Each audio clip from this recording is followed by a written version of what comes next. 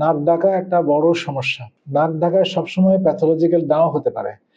সাধারণত নাক, গলা এবং এই ফেরিঞ্জিয়াল ওয়াল এবং টনসিল এডিনয়েড এগুলো যদি ন্যারো থাকে তাহলে পরে এই বাতাস যাওয়ার সময় নাকের সাথে অথবা এই যে অংশ শরীরের বিভিন্ন অংশগুলি বললাম তার সাথে যে বাতাসের ঘর্ষণ হয় এটাতে কিন্তু নাকে শব্দ হয়, আমরা যেটাকে নাক ডাকা বলছি। অর্থাৎ মাসেলগুলো রিল্যাক্স হলে এবং এটা কলাপস মতো কিছুটা হলে, বাতাস যেতে অসুবিধা হলে তখনই নাক ডাকা হয়।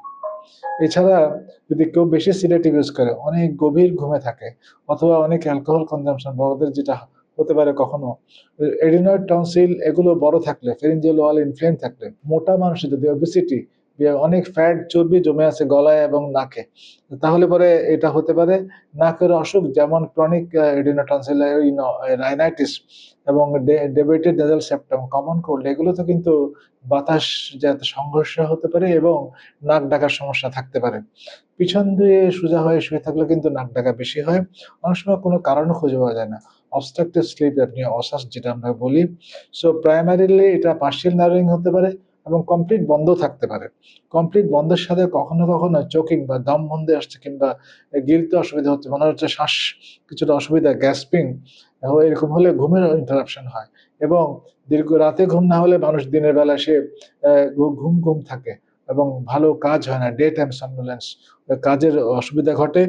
অনেক সময় দীর্ঘদিন এরকম থাকলে অনেক সময় হাইপারটেনশন হতে পারে, কারণ রক্ত চলাচল সাথে অক্সিজেনের সাথে রিলেশন আছে, রাস অ্যাক্টিভেশন হয়, সিম্প্যাথেটিক নার্ভাস সিস্টেম অ্যাক্টিভেশন হয়, অ্যাড্রিনাল সিক্রেশন বেশি হতে পারে, তাহলে এদের অনেক সময় হাইপারটেনশন হতে পারে।